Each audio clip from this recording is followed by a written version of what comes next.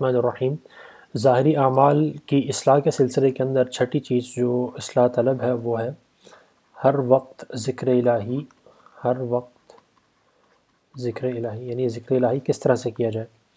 تو جہاں تک ذکر الہی کی فضیلت کا تعلق ہے اور اس کے اللہ تعالیٰ کی طرف سے حکم کا تعلق ہے، تو اللہ تعالیٰ قرآن پاک کے اندر ارشاد فرماتے ہیں کہ اعوذ باللہ من الشیطان الرجیم، بسم اللہ الرحمن الرحیم، یا ایہا الذین آمنوا اذکروا اللہ ذکرا کثیرا،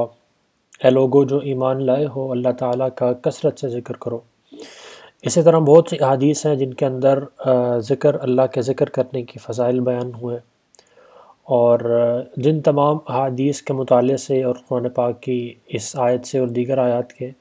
مطالعے سے پتہ چلتا ہے کہ اللہ کا ذکر دین اسلام کے افضل ترین اعمال کے اندر سے ایک ہے۔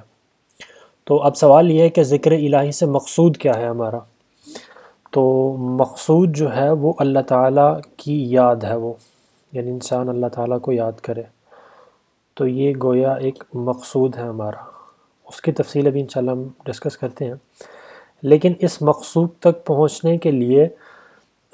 گویا تین ذرائع بتاتے ہیں امام غزالی رحمۃ اللہ علیہ کہ یہ مقصود اور منزل ہے ہماری۔ اس کو اگر مقصود اور منزل سمجھ لیں تو اس منزل تک پہنچنے کے لیے انسان کو تین سیڑھیاں ہیں جن سے گزرنا ضروری ہے، اور یہ تین سیڑھیاں جو ہیں گویا وہ انسان کو مدد کرتی ہیں منزل تک پہنچنے کے لیے۔ پہلی سیڑھی جو ہے وہ یہ ہے کہ انسان ہر وقت اللہ تعالیٰ کا اپنی زبان سے ذکر کرے، یعنی عادت ڈالے کہ وہ زبان سے اللہ تعالیٰ کا ذکر کرنے والا بن جائے، زبان سے اللہ کا ذکر کرنے والا بن جائے۔ جب اس کی زبان سے اس کو ذکر کرنے کی عادت ڈل جائے گی تو پھر یہ ہے کہ اس کے بعد اس کو عادت یہ کوشش کرنی چاہیے کہ وہ قلب سے اللہ تعالیٰ کا ذکر کرنا شروع کرے۔ یعنی قلب سے ذکر سے مراد یہ ہے کہ جو وہ ذکر کر رہا ہے اس کو وہ اپنے دل کے اندر محسوس کرے، اس کے جتنے بھی کیفیات ہیں، جتنے بھی اس کے احساسات ہیں، اور ان کو محسوس کرتے ہوئے وہ اللہ تعالیٰ کا ذکر کرے، اور اس کے اندر تکلف سے کرے۔ وہ اگر اس کو عادت نہیں ہے اور ذکر کے دوران اس کو دوسرے تفکرات اور خیالات وغیرہ پریشانی ان سے ہوتی ہے، تو اس کو یعنی اس پر تکلف کے ساتھ قابو پاتے ہوئے اپنی توجہ اور اپنی جو قلب ہے اس کو اللہ تعالیٰ کی طرف متوجہ کرنے کی عادت ڈالے۔ اور جو تیسری منزل ہے اس کو وہ امام غزالی رحمۃ اللہ علیہ فرماتے ہیں کہ وہ گویا رسوخ کی منزل ہے۔ قلب کے اندر ذکر، اللہ کا ذکر جو ہے وہ جب رسوخ پکڑ لیتا ہے تو اس کو پھر تیسری منزل کہتے ہیں۔ اور رسوخ پکڑنے کی علامت کیا ہے؟ یعنی رسوخ پکڑنے کا مطلب یہ ہے کہ پھر اللہ کے ذکر کو چھڑوانا وہ دل سے تقریباً ناممکن ہو جائے، یعنی دل کو اللہ کے ذکر سے ایسی لذت اور ایسی حلاوت اور ایسی عادت اس کو ہو جائے کہ اب اگر اس کو چھوڑنے کا کہا جائے تو وہ قطعاً اس پر آمادہ نہیں ہوگا۔ تو یہ تیسری منزل ہے وہ،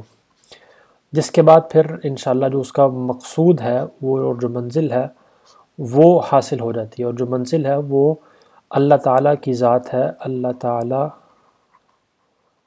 تعالیٰ کی ذات، یعنی ذکر کرتے ہوئے انسان اللہ تعالیٰ کی ذات کے اندر گویا گم ہو جائے۔